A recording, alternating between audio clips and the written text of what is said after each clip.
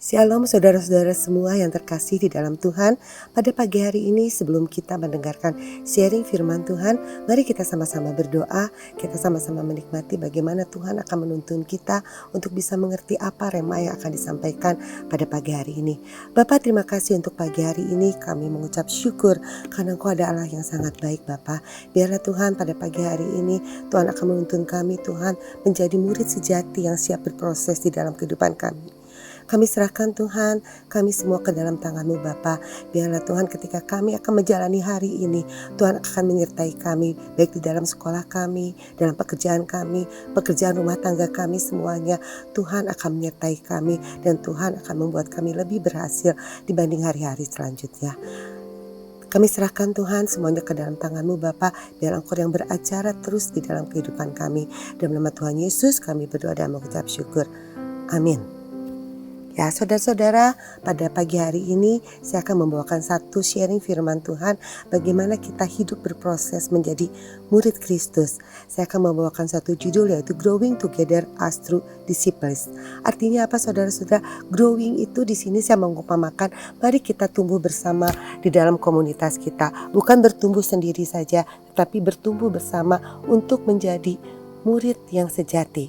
Di sini adalah dikatakan bagaimana kita menjadi pengikut Kristus, bukan sekedar tahu firman Tuhan, tapi bagaimana kita mempraktekannya di dalam kehidupan kita sehari-hari. Bagaimana kita diubah serupa dengan Kristus, bagaimana kita bisa menjadi sesuai dengan karakter Kristus.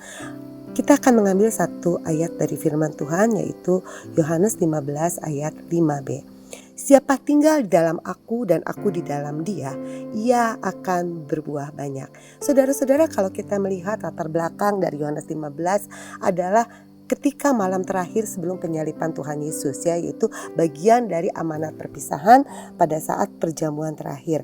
Di sini dikatakan Yesus berkata dan memberi perumpamaan kepada murid-muridnya, yaitu suatu pengajaran tentang pokok anggur yang benar. Di sini Tuhan Yesus menekankan kepada murid-muridnya untuk tetap bersatu, tetap intim dengan Dia, tinggal di dalam Kristus akan menghasilkan buah roh. Karena Tuhan Yesus tahu ketika Dia akan mati dan akan berangkat ke surga, Dia tahu pasti murid-muridnya juga akan mengalami yang namanya proses di dalam pelayanan mereka. Di sini Tuhan Yesus berbilang, kalian akan berada di tengah-tengah penekanan penganiayaan yang akan datang. Sehingga Tuhan Yesus mengatakan ada pengajaran tentang pokok anggur yang benar. Tuhan mau murid-murid Yesus berproses sama seperti kita pada hari ini. Tuhan mau kita juga berproses dan bertumbuh di dalam Dia. Saudara-saudara, apakah pada saat ini di tengah kehidupan kita, kadang kita rindu ya saudara-saudara, hidup kita diubahkan. Kita ingin berhasil dalam pelayanan kita, studi kita, pekerjaan kita, apa saja yang kita lakukan, Tuhan buat berhasil. Tapi bagaimana? Kadang-kadang kita merasa kering, kita ngerasa capek, kita ngerasa aduh hampa ya, kok hasilnya gini-gini aja gitu ya. Kok orang lain tuh bisa menghasilkan banyak sekali buah-buah yang luar biasa, berkat-berkat yang luar biasa. Saudara-saudara, pada pagi hari kita diingatkan bagaimana kita harus menghasilkan buah tidak secara instan. Tapi Tuhan mau kita beda dari yang lain, kita berproses di dalam Dia. Tuhan mau kita bekerja berhasil melalui proses. Baik dalam proses kehidupan saudara, proses pelayanan saudara, ataupun proses ketika saudara menghadapi masalah pada pagi hari ini. Tuhan mau kita tidak seperti vending mesin ya, instan kita pilih yang mana langsung keluar, tapi Tuhan mau kita berproses di dalamnya.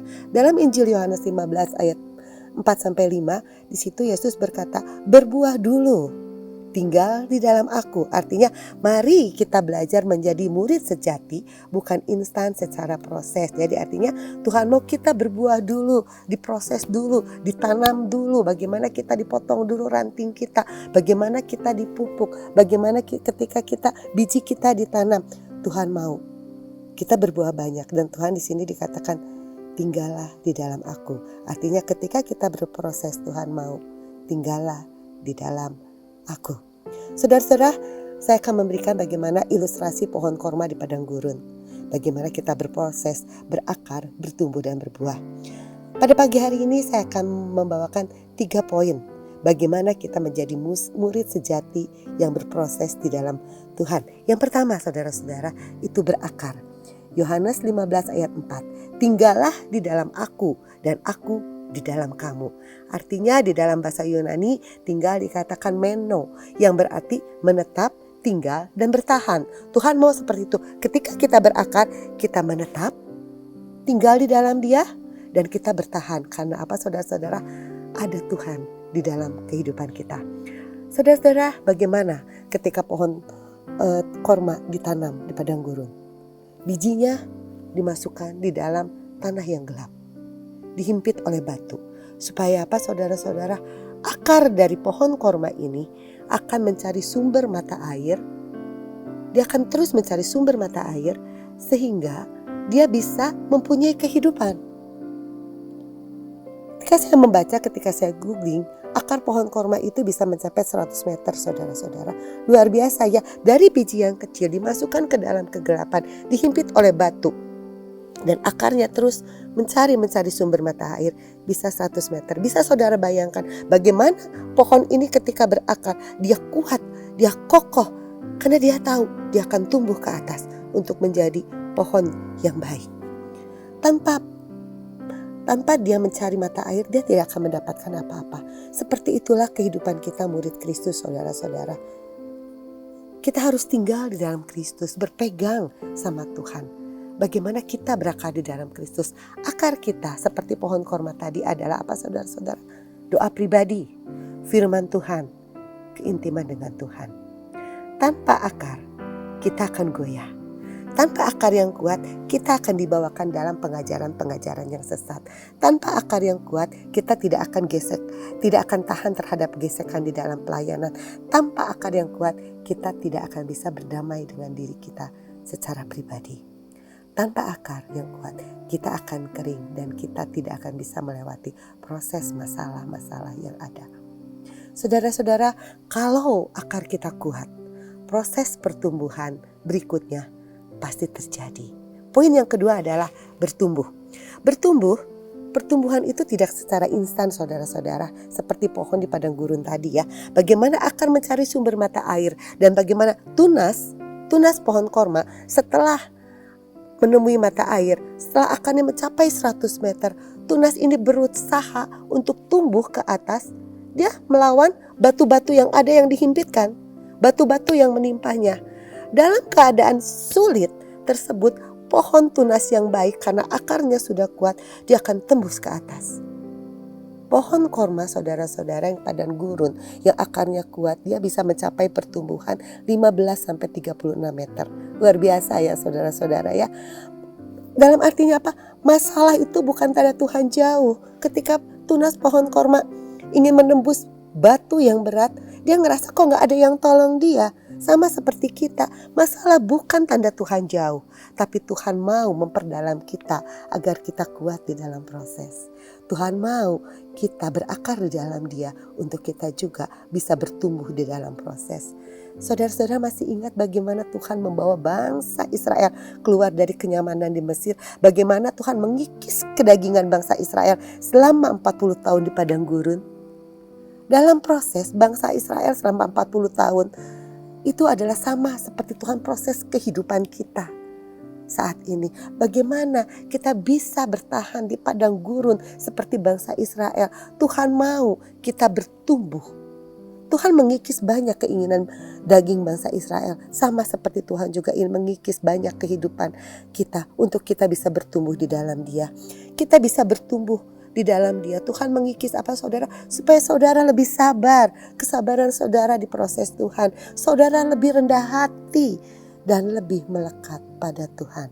Dan mau pegang Tuhan. Dan mau ada Tuhan di dalam kehidupan saudara. Semakin intim, semakin melekat. Dan soal apa saudara? Tuhan mau saudara, yuk kita sama-sama bertumbuh di dalam Dia. Tuhan lebih peduli pertumbuhan proses saudara daripada kenyamanan saudara. Ketika saudara dalam posisi nyaman, pada saat itulah kadang Tuhan berproses saudara. Supaya apa saudara-saudara? Tuhan mau kita keluar dari kenyamanan kita sama seperti Abraham.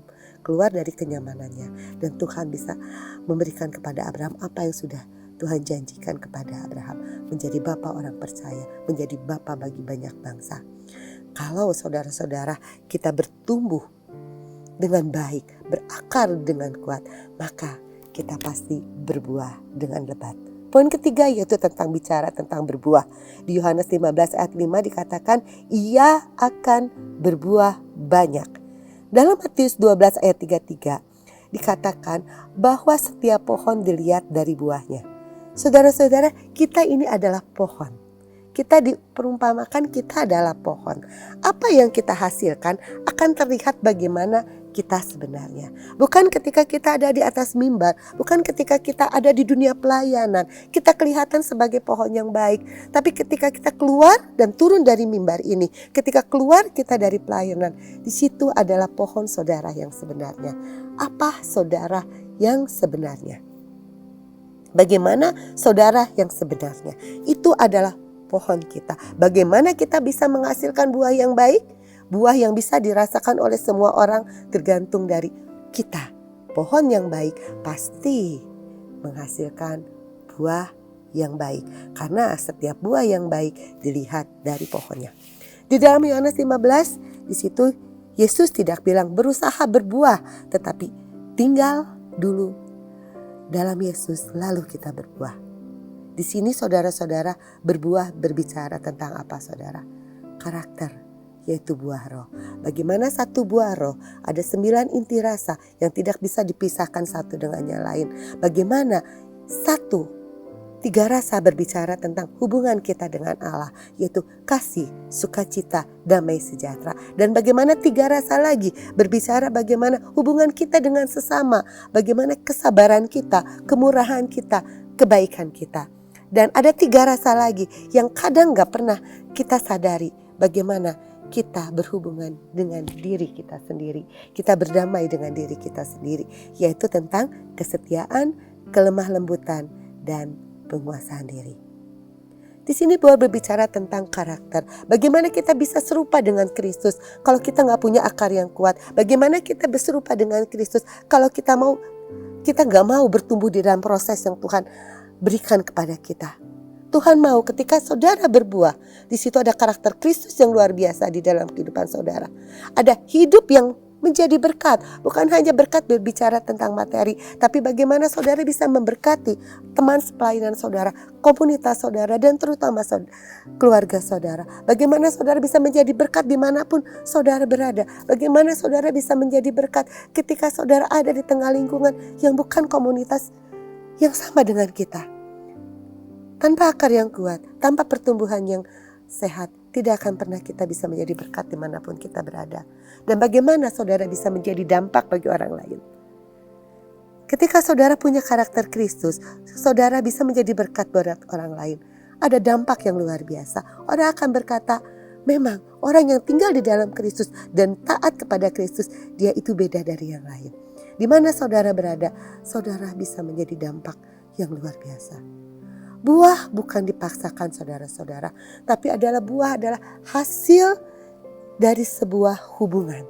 Buah itu bukan instan terjadi, tapi hasil dari sebuah hubungan yang tetap bertahan di tengah keadaan dan di bawah tekanan. Saudara tetap setia di tengah keadaan dan saudara tetap setia di tengah tekanan. Di tengah proses, di tengah apapun juga adalah hasil dari buah yang saudara hasilkan. Saudara, mari kita belajar daripada pohon korma. Ada kalanya Tuhan mengizinkan kita mengalami beban masalah yang berat. Namun sebesar apapun masalah itu, jangan pernah berhenti menyerah. Jangan pernah berhenti atau menyerah. Karena apa? Saudara harus tetap bertahan dan cari hadirat Tuhan, yang merupakan sumber rasa damai saudara, yang merupakan sumber mata air saudara, sehingga akar iman kita menjadi kuat dapat menggulingkan semua gunung-gunung masalah yang ada. Saya pada pagi hari ini tidak mengetahui problem masalah saudara, tapi yuk mari kita sama-sama jangan menyerah. Kita gulingkan semua gunung-gunung masalah yang ada. Mari berakal yang kuat di dalam Kristus. Mari kita makin intim kepada Tuhan. Dan mari kita serahkan semua. Ketika saudara angkat tangan, Tuhan akan turun tangan, menyelesaikan semua problem kehidupan, masalah-masalah yang ada. Saudara-saudara, mungkin pada saat ini kita sebagai murid Kristus, pelayanan-pelayanan yang sedang saudara jalani, bagaimana kita setia di tengah padang gurun yang ada atau proses. Hati kita kadang lelah ya, aduh capek pelayanan, rasanya kok doa kita gak dijawab, hidup yang lelah melalui proses. Hari ini kita diingatkan, Tuhan tidak bilang ubah keadaanmu, tapi Tuhan berkata tinggallah di dalam aku. Maka setiap proses yang saudara hadapi, kekeringan yang saudara hadapi, ketika saudara tinggal di dalam Kristus, saudara bisa melalui semuanya. Kalau akar kita di dalam Kristus kuat, kita tidak akan mati di dalam musim apapun juga. Di dalam musim kekeringan, bahkan di dalam padang gurun, hidup kita tetap berbuah. Artinya apa? Di dalam musim kekeringan kita, mungkin orang berkata ini musim kering, ini musim kesusahan. Tapi ketika akar kita ada di dalam Kristus, kita akan bisa berbuah di tengah padang pasir sekalipun. Ayat terakhir pada pagi hari ini, janji Tuhan ketika kita berakar, bertumbuh dan berbuah di dalam Dia terdapat di dalam Yeremia 17 ayat 7-8. Diberkatilah orang yang mengandalkan Tuhan, yang menaruh harapannya pada Tuhan. Ia akan seperti pohon yang ditanam di tepi air, yang merambat akar-akarnya ke tepi batang air, dan yang tidak mengalami datangnya panas terik, yang daunnya tetap hijau, yang tidak khawatir dalam tahun kering dan tidak berhenti menghasilkan buah. Artinya janji Tuhan kepada saudara ketika saudara mau berproses, berbuah, berakar dan bertumbuh, janji Tuhan perlindungan dan kelimpahan bagi orang yang percaya di tengah proses dan mengingat untuk terus berakar di dalam Tuhan, bertumbuh dan berproses dan berbuah menghasilkan karakter Kristus. Saudara-saudara, mari pada saat ini kita sama-sama berakar, bertumbuh dan berbuah menghasilkan karakter Kristus yang luar biasa. Yang ketika kita bisa ketika kita bisa menghadapi gunung-gunung masalah kita tetap tinggal di dalam Dia, maka Tuhan akan memberikan kepada saudara damai sejahtera dan janji-janjinya ya dan amin akan terjadi dalam hidup saudara. Mari saudara-saudara, bagi akhirnya mari kita berdoa, dan saya yakin dan percaya saudara-saudara bisa menghadapi setiap proses yang ada. Bapak, terima kasih buat pagi hari ini. Kami mengucap syukur untuk kebaikan-Mu Bapak. Biarlah Tuhan tinggal di dalam kami Bapak. Dan kami juga akan menghasilkan buah yang banyak. Buah kehidupan kami menjadi karakter serupa dengan Kristus. Menjadi berkat bagi banyak orang. Dan juga kami berdampak bagi sekeliling kami. Bapak, kami mengucap syukur untuk kasih-Mu yang luar biasa bagi kehidupan kami. Kami mengucap syukur Bapak ketika kami menjalani musim-musim kekeringan. Tapi Tuhan berjanji bahwa setiap anak-anak Tuhan yang taat, hidupnya pasti akan berbuah banyak walaupun kami ada di tengah padang gurun. Kami serahkan Tuhan kehidupan kami ke dalam tangan-Mu Tuhan hari ini dan hari-hari selanjutnya. Biarlah tangan Tuhan yang akan menyertai kami. Biarlah tangan Tuhan yang akan menuntun kami dan memberkati kami dengan luar biasa. Apa saja yang kami kerjakan Tuhan buat berhasil. Kami serahkan Tuhan seluruhnya ke dalam tangan-Mu Tuhan kehidupan kami. Dalam nama Tuhan Yesus kami berdoa dan mengucap syukur. Haleluya. Amin.